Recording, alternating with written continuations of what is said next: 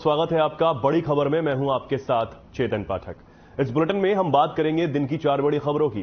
पहली खबर चंडीगढ़ से है, जहां मुख्यमंत्री मनोहर लाल ने प्रधानमंत्री नरेंद्र मोदी का आभार व्यक्त किया है। दूसरी खबर भी चंडीगढ़ से है, जहां पूर्व सीएम और नेता प्रतिपक्ष भूपेंद्र सिंह हुड्डा ने प्रेस कॉन्फ्रेंस की, जिसमें उन्होंने प्रदेश की सरकार पर जमकर निशाना साधा है। तीसरी खबर मानसून सत्र से जुड़ी हुई है, जहां हरियाणा विधानसभा अध्यक्ष ज्ञानचंद गुप्ता ने मानसून सत्र को लेकर एक प्रेस कॉन्फ्रेंस की। चौथी खबर रक्षाबंधन से जुड़ी है, जहां सरकार के निर्देश पर हरियाणा रोडवेज ने रक्षाबंधन पर महिलाओं को बस में निःशुल्क सफर करने की सुविधा प्रदान की है। ये 4 बड़ी खबरें, 4 तस्वीरें आपके सामने, एक एक कर हम चारों खबरों पर बात करेंगे। और एक बड़ा तोहफा यहां केंद्र सरकार ने उन महिलाओं को दिया है। विशेष रक्षाबंधन पर राजहरा गैस सिलेंडर पर 200 रुपए जो छूट है वो अब दी गई है, सब्सिडी यहां पर मिलेगी। और इसके लिए खुद मुख्यमंत्री मनोहर लाल ने प्रधानमंत्री का आभार व्यक्त किया है। दूसरी खबर की हम बात करेंगे, प्रदेश सरकार पर पूर्व मुख्यमंत्री और नेता प्रतिपक्ष भूपेंद्र सिंह हुड्डा ने जमकर वार किया है।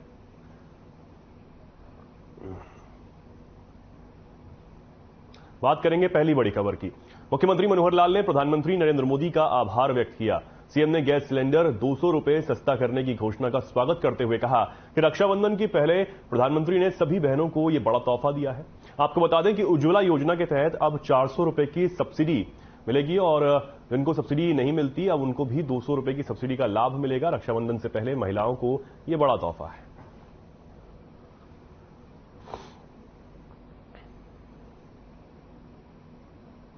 और जो 900 रुपए में मिलता था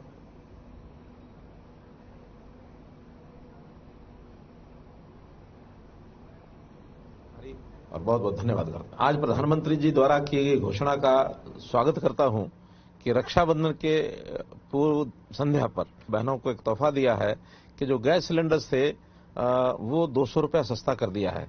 200 रुपए की सब्सिडी पहले मिलती थी उज्ज्वला योजना में और 200 रुपया देकर के उस 400 रुपया अब जो सब्सिडी उज्ज्वला योजना के अंतर्गत मिलेगी। जिनको सब्सिडी नहीं मिलती थी उनको भी 200 रुपया मिलेगी, अर्थात जो सिलेंडर 1100 रुपये मिलता था वो 900 के लगभग हो जाएगा और जो 900 रुपये में मिलता था वो 700 रुपये के लगभग हो जाएगा। तो एक बहुत बड़ा तोहफा रक्षाबंधन के दिन बहनों के लिए दिया है। मैं उनका बहुत बहुत आभारी और बहुत बहुत धन्यवाद करता हूं। आज प्रधानमंत्री जी द्वारा की तो रक्षाबंधन पर महिलाओं को ये बड़ा तोहफा यहां पर दिया गया है, ये मुख्यमंत्री की तरफ से कहना है। और साथ ही मुख्यमंत्री मनोहर लाल ने केंद्र सरकार और प्रधानमंत्री नरेंद्र मोदी का आभार जताया है। कहा है कि एक बड़ी राहत यहां पर उन महिलाओं को मिलेगी जो सिलेंडर है, जिनके घरों में सिलेंडर पहुंचता है। और एक बड़ी बात यह है कि उज्ज्वला योजना में 200 रुपए तो पहले ही मिलते थे, अब अतिरिक्त 200 रुपए की सब्सिडी जो है वो मिला करेगी। और जिनको सब्सिडी नहीं मिलती थी उनको भी 200 रुपए की सब्सिडी अब सरकार की तरफ से दी जाएगी। यानी कि कुल मिलाकर 200 रुपए जो सिलेंडर है वो अब सस्ता हो गया है। और इसको लेकर केंद्र सरकार साथ ही प्रधानमंत्री नरेंद्र मोदी का आभार मुख्यमंत्री मनोहर लाल ने यहां जताया है।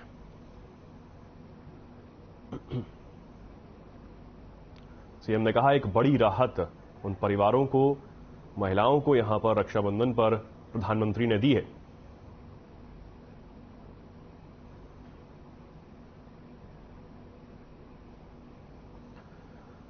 तो गैस सिलेंडर पर 200 रुपए की कटौती हुई है, यानी कि 200 रुपए की सब्सिडी अब मिला करेगी। इसको लेकर मुख्यमंत्री मनोहर लाल ने प्रधानमंत्री का आभार जताया है।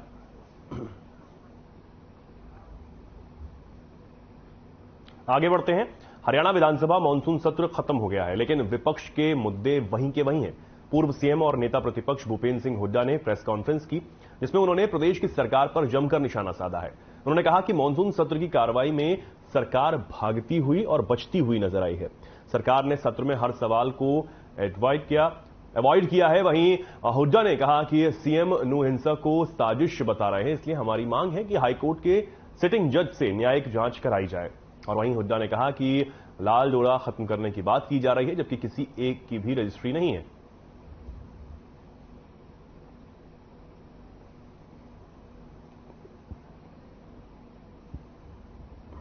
सरकार जो है हर समय भागती दिखाई दी है। किसी का भी जो है जवाब या एटीट्यूड वो ठीक नहीं था, जो संतुष्ट करता हो। हर सवाल को अवॉइड करना, डिस्कशन को अवॉइड करना, जैसे हमारे एडजॉर्नमेंट मोशन थे वो नहीं उन्होंने लिए। एक तो सबको रक्षाबंधन की मेरी हार्दिक बधाई। तो प्रेस कॉन्फ्रेंस कर पूर्व मुख्यमंत्री और नेता प्रतिपक्ष भूपेंद्र सिंह हुड्डा ने सरकार पर जमकर निशाना साधा है। उन्होंने मॉनसून सत्र खत्म होने के बाद ये प्रेस कॉन्फ्रेंस की और कहा कि जितने भी सवाल विपक्ष की तरफ से सरकार से पूछे गए, उन सभी सवालों को लेकर सरकार जो है वो बचती हुई नजर आई, उन्हें अवॉइड करती हुई नजर आई, ताकि किसी भी सवाल का जवाब उन्हें ना देना पड़े। ये पूर्व मुख्यमंत्री और कांग्रेस नेता भूपेंद्र सिंह हुड्डा का कहना है। एक बड़ा हमला उन्होंने सरकार पर बोला है और कहा कि जो 3 दिन की कार्रवाई मॉनसून सत्र में चली है, उसमें सरकार ने संतोषजनक जवाब उनके सवालों के नहीं दिए हैं। वो सभी सवालों से बचते हुए नजर आए।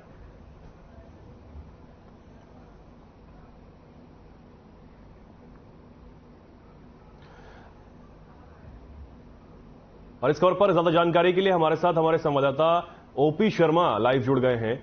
ओपी शर्मा जी, एक बड़ा हमला यहां पर बोला गया है भूपेंद्र सिंह हुड्डा की तरफ से सरकार पर। हालांकि जो 3 दिन की कार्रवाई है वो तो अब यहां पर स्थगित हो गई है, लेकिन इसके बाद यह कहा जा रहा है कि सरकार ने कोई संतोषजनक जवाब दिया नहीं और सरकार यह कह रही है कि भाई ये तो सुनना ही नहीं चाहते थे।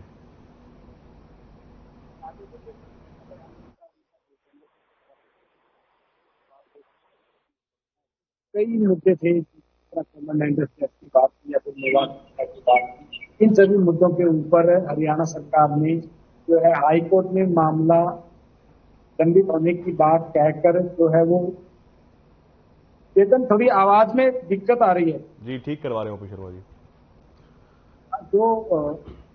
दो मामले थे वो ठीक है। शर्मा जी, लौटता हूं आपके पास, आवाज जो है वो ठीक करवा रहे हैं। भूपेंद्र सिंह हुड्डा ने प्रेस कॉन्फ्रेंस यहां पर की और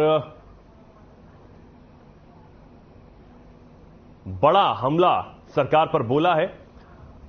जो मॉनसून सत्र यहां पर हुआ, 3 दिन की कार्रवाई सदन में चली, उसको लेकर एक बड़ा हमला यहां पर प्रेस कॉन्फ्रेंस के दौरान बोला गया है और कहा गया है कि सरकार जो है वो सवालों से पूरी तरह बचती हुई नजर आई। हर सवाल को अवॉइड यहां पर सरकार की तरफ से किया गया है।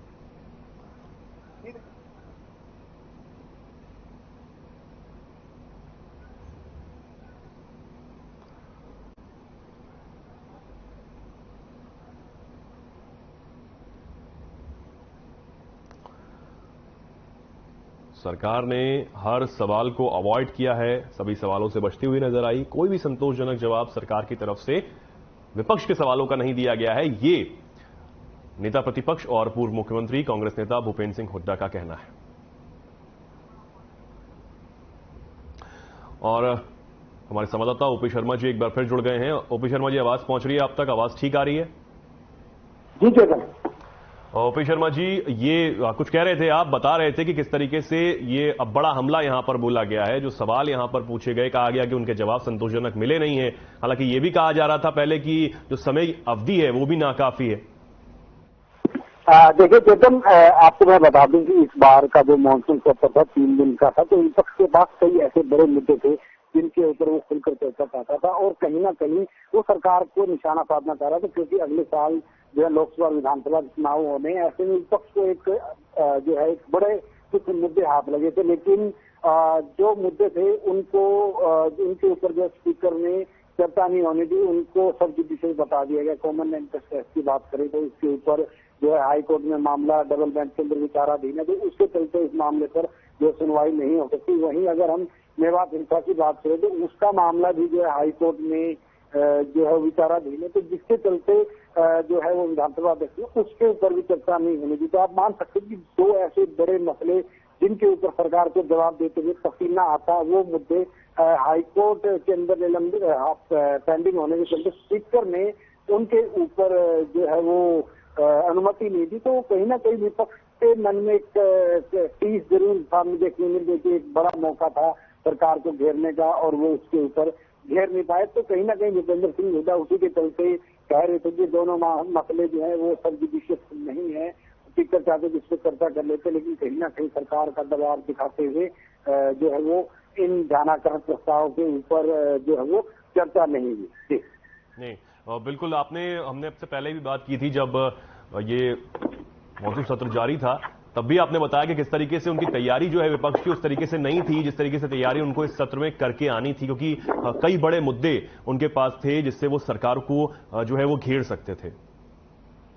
देखिए चेतन, जाहिर सी बात है इस बार विपक्ष के हाथ में कुछ ऐसे मुद्दे थे जिनकी अगर सरकार को घेर सकती थी। एक तो जो 3 मसलों में से 2 जो हाईकोर्ट में पेंडिंग थे उनके ऊपर चर्चा नहीं हो पाई, और जहां चर्चा हुई वहां पर विपक्ष एकजुट जो है वो नहीं दिखा और कोई तैयारी के साथ नहीं आया था। और कई बार ऐसे मुद्दे हुए, कई बार ऐसे मौके में विधानसभा में आए थे जब विपक्ष ने सरकार के ऊपर सवाल उठाए बार को लेकर, लेकिन जब सरकार की तरफ से मुख्यमंत्री चौटाला ने ध्यानाकर्षण प्रस्ताव पर चर्चा की तो हर सवाल का उन्होंने जो है वो जवाब बड़ी सलीके से तरीके से और विपक्ष के पास उसके बाद जो है सप्लीमेंट्री सवाल पूछने का जो है अवसर नहीं बना। जी ओपी शर्मा जी, आपका एनालिसिस क्या कहता है, क्योंकि आप लगातार इसको कवर करते रहे हैं मॉनसून सत्र, आपने पूरी तरीके से जो बारीकी से चीजों को देखा, चाहे वो विपक्ष के सवाल हों या फिर सरकार के जो भी जवाब हों, क्या कुछ कहना चाहेंगे आप कि कैसा जो पूरा सत्र है, 3 दिन की जो कार्रवाई है, वो विपक्ष के लिए कितनी फायदेमंद रही है, सरकार के लिए कितनी फायदेमंद रही? देखिए चेतन, अगर हम 3 दिन के सत्र की बात करें तो करीबन ये माना जा सकता है कि 60-40 के रेशो में जो ये सत्र गया, 40% विपक्ष को मौका मिला और 60% सरकार को जो है कहीं ना कहीं कामयाबी मिली है विपक्ष को घेरने में, और 40% विपक्ष ने भी सत्ता पक्ष से घेरने की कोशिश की है। संदीप सिंह के इस्तीफे के मसले को लेकर कांग्रेस ने विधानसभा में जमकर 1 घंटे तक बवाल मचाया। उन्होंने कहा कि नैतिकता के विचार से इस्तीफा दे। मुख्यमंत्री मनोहर लाल ने कहा कि अभी आरोप पत्र दाखिल हुआ है और जब तक कोई भी फैसला ना दे तो किसी को जो दोषी ना ही माना जाएगा। और मुख्यमंत्री ने संदीप सिंह को बर्खास्त करने की जो मांग थी उसको खारिज कर दिया। उसके ऊपर भी जो है करीबन 1 घंटे तक विधानसभा के अंदर जो शोर शराबा हुआ, 2 बार कार्रवाई जो है वो स्थगित भी करनी पड़ी थी, लेकिन बाद में जो है वो जब बात बनती नहीं दिखी तो विपक्ष शांत होकर बैठ गया। दूसरे मसले की बात करें तो हरियाणा में जो परिवार पहचान पत्र योजना लागू की है उसके जो सब रूल बनाए गए थे उन रूल्स को बिना विधानसभा में पटल पर रखे ही लागू कर दिया गया है। और रोहतक के विधायक बीवी बत्रा थे, उन्होंने इस सवाल को उठाया तो मुख्यमंत्री जी के पास ही इसका वो जवाब नहीं था। मुख्यमंत्री ने कहा कि सदन में इन रूल्स को जो वो रख देंगे और कल उनको रूल्स को रख के जो है मंजूरी दिलवाएगी। तो कुछ ये 2 ऐसे बड़े इंसिडेंट थे जिनके ऊपर सरकार को थोड़ा सा जो है पैक फिट कर जो है वो आना पड़ा था। बाकी अगर हम बाहर के मसले की बात करें तो उसके ऊपर तो सत्ता पक्ष ही हावी रहा। मेवात हिंसा पे चर्चा नहीं हुई, कॉमन इंटरेस्ट टैक्स का भी पेपर में जो गड़बड़ियां सामने आई थी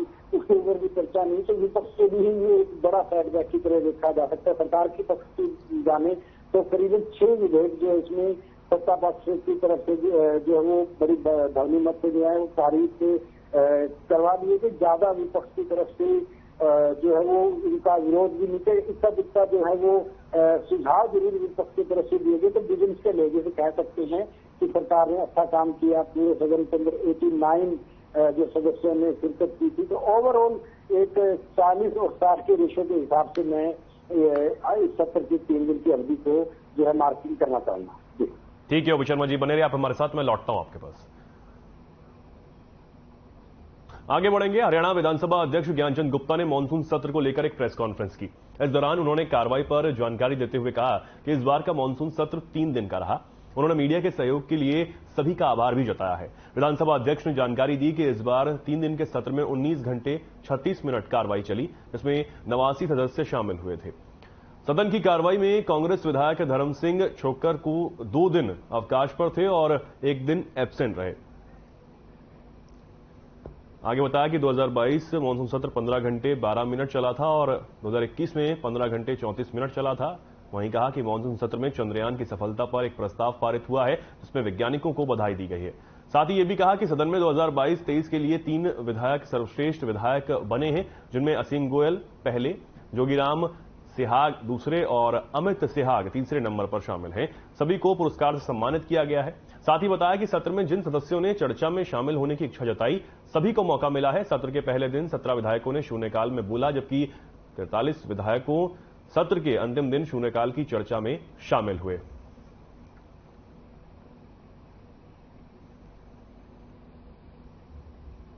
उसके लिए मैं आप सबका बहुत बहुत धन्यवाद करता हूं कि इस सत्र में स्मूथली जो है वो सारा हो गया। सत्र की कुछ विशेष उपलब्धियां भी कहूंगा और कुछ चीजें नई जो हुई हैं उनके बारे में आपको बताना चाहूंगा।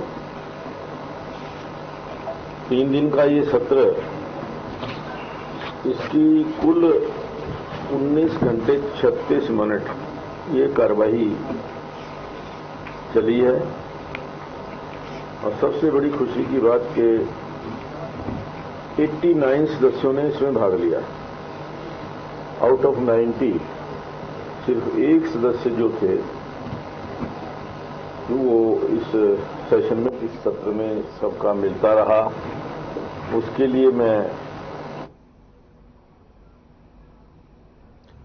और ओपी शर्मा जी इस खबर पर भी हमारे साथ जुड़े हुए हैं। ओपी शर्मा जी, एक बड़ी जानकारी यहां पर विधानसभा अध्यक्ष ने दी है कि पिछले जो सत्र, चाहे वो 2021 का हो या 2022 का हो, 2023 का जो सत्र है वो काफी ज्यादा समय चला है। उन्होंने समय भी बताया किस तरीके से, और ये भी बताया कि मीडिया का सहयोग भी खूब यहां पर मिला है और सबसे ज्यादा यानी कि 90 में से जो 89 विधायक हैं वो सदन में मौजूद रहे और सभी ने इस कार्रवाई को अटेंड किया।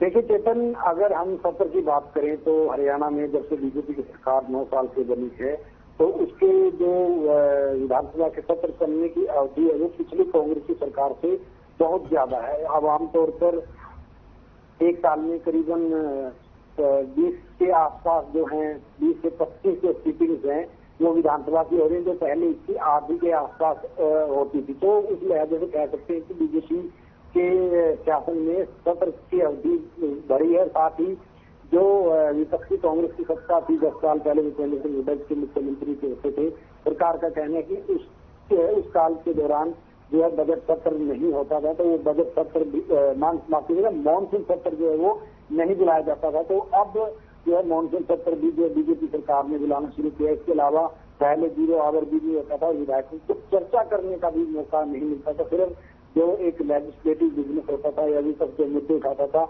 वही जो है उसी के लिए जो बोलने का टाइम कहीं ना कहीं जो है वो मिलता था। लेकिन अब 0 आवर शुरू होने के बाद हर विधायक को जो है औसतन 3 से 4 मिनट का वक्त जरूर मिलता है जिसमें वो अपने हल्के की जो समस्याएं उठा सकता है। तो उस लेवल से बात करें, 3 दिन की कार्रवाई करीबन जो है वो 19 घंटे और 36 मिनट की चली है। आमतौर पर जो है वो 5 घंटे के सदन के साथ 15 घंटे की कार्रवाई अगर ये अधिकतम होती, लेकिन जिस तरीके से मान सकते हैं कि 4.5 घंटे जो अतिरिक्त कार्रवाई अतिरिक्त जो सदन की कार्रवाई हुई है। 90 में से 89 विधायकों को मौका मिला, ये अपने आप में एक बड़ी बात है। और एक विधायक जो नहीं बोल पाए वो अवकाश पे थे। वहीं सत्र के दौरान जो है वो करीबन 50 के आसपास जो है वो फौरी अटेंशन लगाए थे, जिनको क्लब करके उनके ऊपर जो है सुनवाई की गई। तो मान सकते हैं कि विपक्ष को बोलने के लिहाज से काफी अच्छा टाइम जो विधानसभा स्पीकर की तरफ से दिया गया। लेकिन जो 2 मुख्य मुद्दे थे, कॉमन इंटरेस्ट टेस्ट और मेवात हिंसा, जिसके ऊपर विपक्ष चाह रहा था कि हम सरकार को जो घेर लेंगे, वो उनके जो मंसूबे हैं वो जो कामयाब नहीं हो पाए। स्पीकर उनके संजीव को बताते हुए उनके ऊपर चर्चा नहीं होने दी। तो इन 2 मुद्दों को छोड़ दें तो सदन की प्रोडक्टिविटी में जो है वो कोई कमी नहीं आई है। सदन पूरा चला है और सभी सदस्यों को बोलने का मौका मिला है। लेकिन जो विषय सदन में नहीं उठा पाए उसको लेकर विपक्ष जो है जरूर नाराज है। जी ओपी शर्मा जी, आप बता रहे हैं कि किस तरीके से कांग्रेस के कार्यकाल से अब जो विधानसभा का जो सत्र है वो ज्यादा समय चला है, लेकिन उसके बाद भी जो शिकायतें हैं वो यही आई। सत्र शुरू होने से पहले की जो अवधि है वो बेहद कम है, उसमें सवाल उठा पाना, सवाल पूछना और सवालों के जवाब ले पाना बेहद मुश्किल होगा, ये भी कहा गया। और उसके बाद भी अब ये कहा जा रहा है प्रेस कॉन्फ्रेंस करके विपक्ष की तरफ से।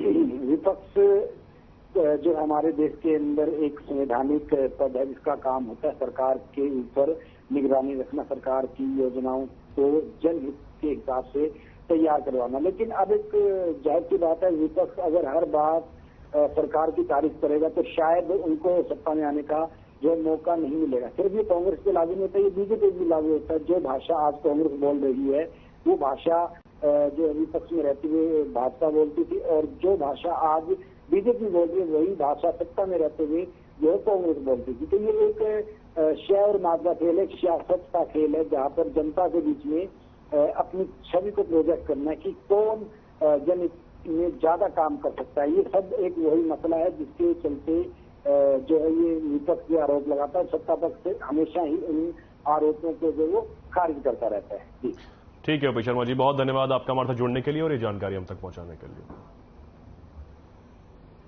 आगे बढ़ेंगे। सरकार के निर्देश पर हरियाणा रोडवेज ने रक्षाबंधन पर महिलाओं को बस में निःशुल्क सफर करने की सुविधा प्रदान की है। यह सुविधा रात 12 बजे तक जारी रहेगी। चरखी दादरी रोडवेज डिपो की तरफ से रक्षाबंधन को लेकर व्यापक प्रबंध किए गए। दादरी रोडवेज महाप्रबंधक प्रदीप एलावत ने जानकारी देते हुए बताया कि रक्षाबंधन पर्व भाई बहनों का पर्व है और इस पर्व पर निःशुल्क यात्रा की सुविधा महिलाओं को दी गई है। वहीं फरीदाबाद रक्षाबंधन के त्यौहार पर बहनें अपने भाइयों को राखी बांधने के लिए बड़े ही हर्ष और उल्लास के साथ जाती हैं, लेकिन हरियाणा रोडवेज की बसों में बहनों के लिए फ्री की गई यात्राओं की महिलाओं ने जमकर तारीफ की है। जहां उनका कहना है कि वैसे आम दिन तो बस खूब चलती है, लेकिन आज बस बहुत कम चल रही है। ये भी शिकायत सामने आई है।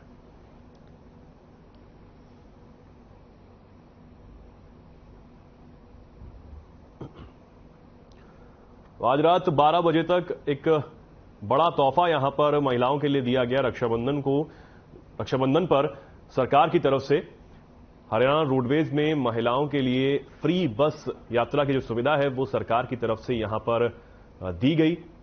आपको बता दें आज रात 12 बजे तक ये सेवा जो है वो महिलाओं के लिए फ्री रहेगी और इसको लेकर तमाम जो प्रतिक्रियाएं हैं वो अलग अलग लोगों से सामने आई हैं।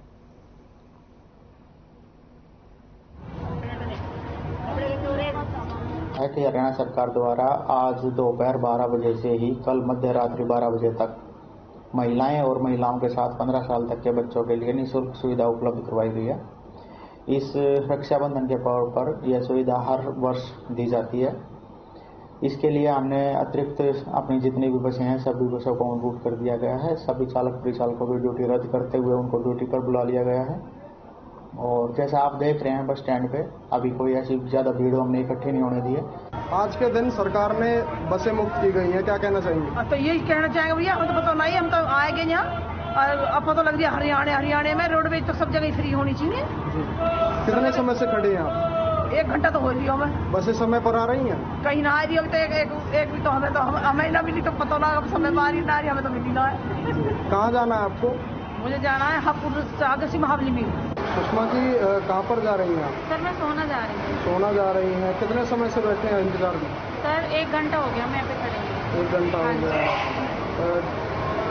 आज के दिन बस जो है महिलाओं के लिए फ्री की गई है, क्या कहना चाहेंगे? सर मैं ये कहना चाहती हूँ कि रोज़ तो सुविधा होती है बस की, लेकिन आज बस बहुत लेट है और बस इस बीच में दिखाई नहीं देगी यहाँ पे। तो मेरा सरकार से यही अनुरोध है कि जब सुविधा दे रही है तो ठीक तरीके से दे, ताकि परेशानियों का सामना ना करना। मंजू जी कितने समय से खड़ी हैं यहाँ पर बस के इंतजार में? जी मुझे 15 मिनट हो गए। 15 मिनट हो गए हैं। महिलाओं के लिए आज के दिन बस सेवा फ्री की गई है, क्या कहना चाहेंगे? जी दिल्ली तक तो फ्री है और उससे आगे पैसे लगेंगे। दिल्ली से आगे टिकट नहीं काटी, उन्होंने नंबर लिख के दे दिया। कहाँ जा रही हैं आप? गढ़ चौक। गढ़ में। समय पर आ रही हैं बस? जी समय पर है, बस 8-10 का टाइम है, 8-10 भी आता। सरोज जी आज के दिन सरकार ने महिलाओं के लिए बस फ्री की गई है, क्या कहना चाहेंगे? भैया अच्छी बात आज के दिन करे रक्षाबंधन को हो 25 साल हो गए, आज के दिन फ्री जा रहे हैं। फ्री जा रहे हैं। हाँ। कितने समय से बैठे हैं? हमें वैसे 30 साल हो गए जाते, पर 25 साल तक फ्री जा रहे हैं। अभी बस का इंतजार कर रहे हैं? पूरा तो 5 मिनट हो गए। 5 मिनट हो गए। हाँ। तो भीड़ भी देखने को मिल रही है? भीड़ भी मिले, पर आज के दिन सरकारी बस चले भी कम है।